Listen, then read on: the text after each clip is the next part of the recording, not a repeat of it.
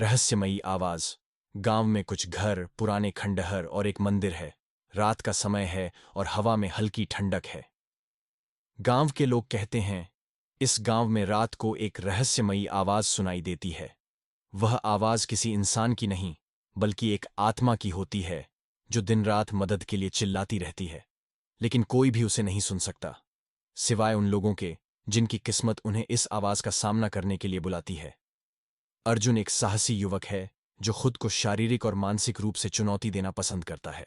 वह गांव में एक दिन के लिए आया है। अर्जुन सोचता हुआ, यहां कोई आवाज सुनाई देती है, लेकिन ऐसा तो कुछ नहीं है। लोग बस डर के मारे अफवाहें फैलाते हैं। अर्जुन अपने दोस्तों से कहता है कि वह उस आवाज को सुनने और सच का पता लगाने के लिए रात को अकेले गांव के बाहरी इलाके में जाएगा। अर्जुन, कल रात यहां का सच जानकर ही रहूंगा। रात का समय है। अर्जुन अकेले जंगल की ओर बढ़ता है। चारों ओर घना अंधेरा है, केवल उसकी टॉर्च की रोशनी दिखाई देती है। अर्जुन धीरे से, क्या तुम वही आवाज हो जो लोग कहते हैं? अर्जुन जैसे ही आगे बढ़ता है, अचानक एक अजीब सी आवाज सुनाई देती है, किसी की मदद के लिए चीखने की आवाज।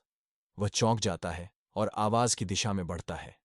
आवाज, मदद के लिए, कृपया मुझे बचाओ।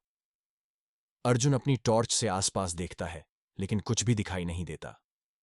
अर्जुन आश्चर्यचकित, यह आवाज तो कहीं पास से आ रही है। अर्जुन आवाज की दिशा में बढ़ता है और एक पुराने मंदिर के पास पहुंचता है। मंदिर का दरवाजा हल्का सा खुला हुआ है और अंदर से वही आवाज आ रही है। अर्जुन अंदर जाता है और देखता है कि मंदिर में कोई नहीं है। फिर अचानक मंदिर का दरवाजा बंद हो जाता है। अर्जुन डरते हुए, यह क्या हो रहा है? अर्जुन अचानक महसूस करता है कि उसके पैरों के नीचे कुछ गीला है। जब वह देखता है तो जमीन पर खून के धब्बे दिखाई देते हैं। वह और घबराता है, लेकिन तभी पीछे से एक भूतिया सूरत सामने आती है। वह सूरत एक महिला की है जो रो रही है। महिला भूतिया आवाज में, तुम मुझे क्यों देखने आए हो? मैं तुमसे बदला लूंगी। अर्जुन कांपते हुए उससे पूछता है कि वह कौन है।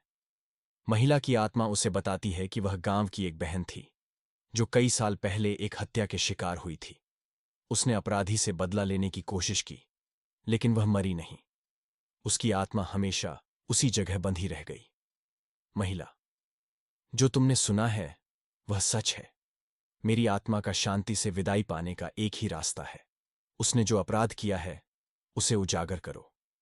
अर्जुन अगले दिन गांव के बुजुर्गों से उस महिला की मौत के बारे में पूछता है और वह जानने की कोशिश करता है कि हत्या किसने की थी। एक बुजुर्ग उसे बताता है कि उस महिला को उसके ही भाई ने मारा था। बुजुर्ग गंभीर स्वर में, तुम्हें नहीं पता, वह आदमी अब इस गांव में नहीं है, लेकिन उसकी आत्मा अभी भी यहां है और उसने अपनी बहन को मारने के बाद खुद भी आत्महत्या कर ली थी। अर्जुन इस खुलासे के साथ लौटता है और उसी रात उसी मंदिर में एक अंतिम बार महिला की आत्मा से मिलता है। वह अपनी न्याय की आवाज देने का वचन देता है।